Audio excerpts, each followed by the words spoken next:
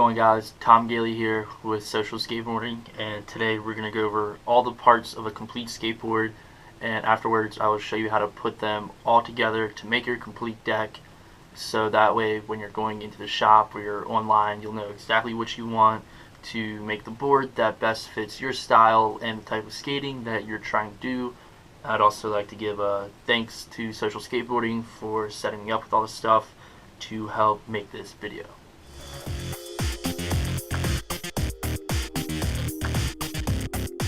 Okay, the first thing we're going to go over today is how to pick your deck. The deck is going to be measured in the width from edge to edge. The sizes vary from about 7.5 inches up to about 8.5 inches. Those are the most common ones, although you can get bigger or smaller sizes. You're going to want a smaller width deck, smaller size, if you're doing more street and flip tricks, more technical stuff, because a wider board is a lot more harder to flip than a more narrow board. Wider boards are more for people doing bowls, parks, vert, gives you more area to keep your feet on and give you grip while you're riding around. Also, you want to consider your feet size, because I know for me specifically, I have big feet.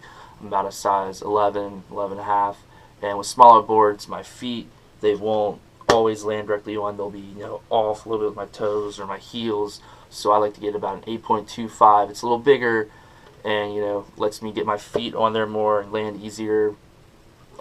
Yes, I did say that bigger boards are a lot harder to flip earlier, but once you get used to it, it's not that hard at all.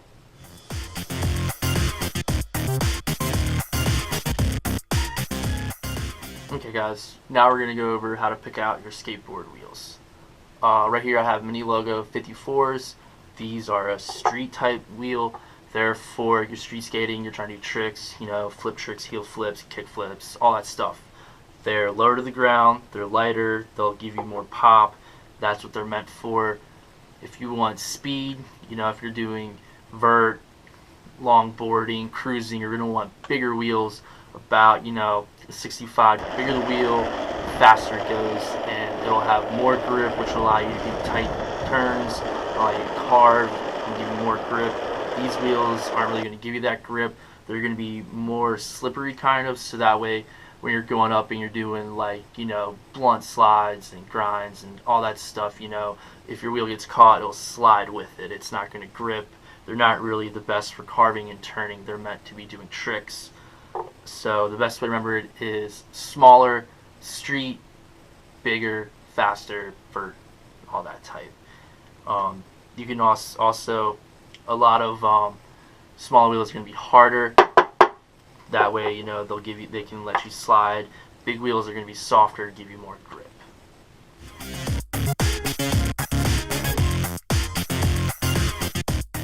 Now that we've gone over the deck and the wheels, we're going to go over the bearings. The bearings are what go inside the wheels, and they're what make the skateboard move. Basically, two types of bearings: steel and ceramic. Ceramic is more higher quality, steel is the more lower quality. Therefore, ceramic will be higher price. They'll give you higher performance, higher speed than the steel metal bearings. And basically, the difference is inside each one of these is little circle balls that distribute the weight, and they spin around and move and make you go.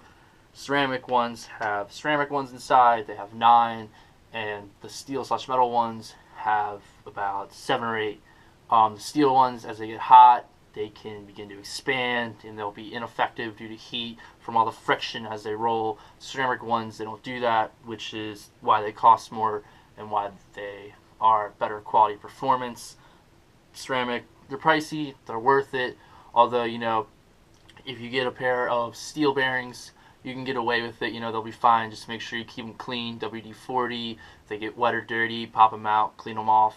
You'll also see the ABAC rating system on them, which is just a standard rating system. Not every type of bearing does it. Only certain ones do, but most do. They'll be ranged from an odd number from about 3 up until 9. Higher the number, higher the quality, higher the price. That's basically the essentials of bearings.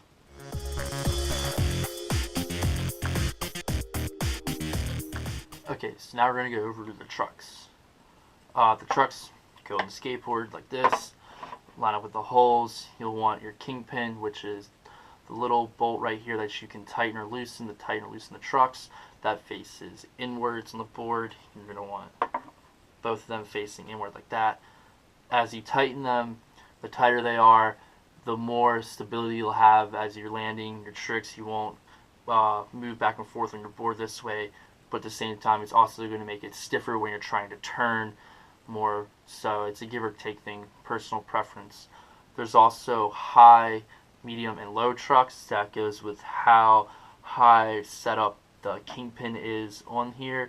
High trucks, they'll be higher up. Lower ones will be lower. Mediums will be about a medium. Lower ones are better for more technical work like street skating. You're going to do, doing your flips, kick flips, heel flips, tray flips, all that good stuff. They give you more stability since they're lower to the ground, give you more pop for your ollies to let you do the tricks. Higher trucks are meant more for your longboarding, your cruising, your verts, because you can fit bigger wheels on them than you can a lower or medium truck, and that stops them from rubbing on the board and can send you flying. Mediums are a mix of both, which I usually skate, although I prefer more of a lower truck because I like to do more technical street skating.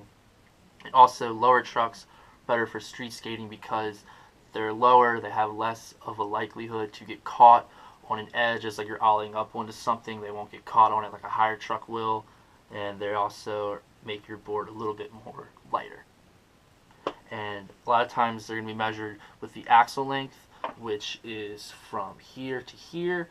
If you're going to get a board that's an 8 or above in the size, you're going to get an 8 for your axle length. Anything below it, you're going to want to get 7.75, 7.5.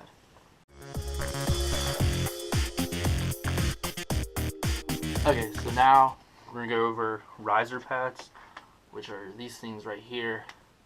Basically, what they do is they go on the board, between the board and the truck. What they'll do is a lot of times they'll absorb impact, and they'll stop your board from cracking sometimes. And they just absorb a lot of the pressure. Also, what they can be used for is if you have, say, low trucks, and you get a pair of wheels that are a little bit bigger and they're like rubbing against, they're not fitting, and you're trying to turn, they keep rubbing the side, messing you up. You can put these on, and they'll raise your trucks up a little bit, giving you more room.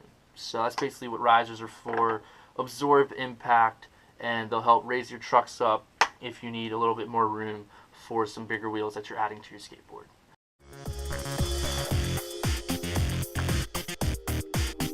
Here we have mob grip tape. The grip tape goes on the board, gives you your grip. I'll show you how to put it on in a minute.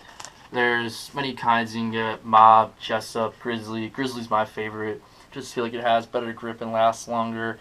Mob's, it's good grip tape, pretty cheap, it'll last, it all goes the same distance pretty much. Try and keep dirt off of it, that'll make it last longer. Keep it out the rain, that'll make it last longer as well. Okay, and lastly, we've got your bolts.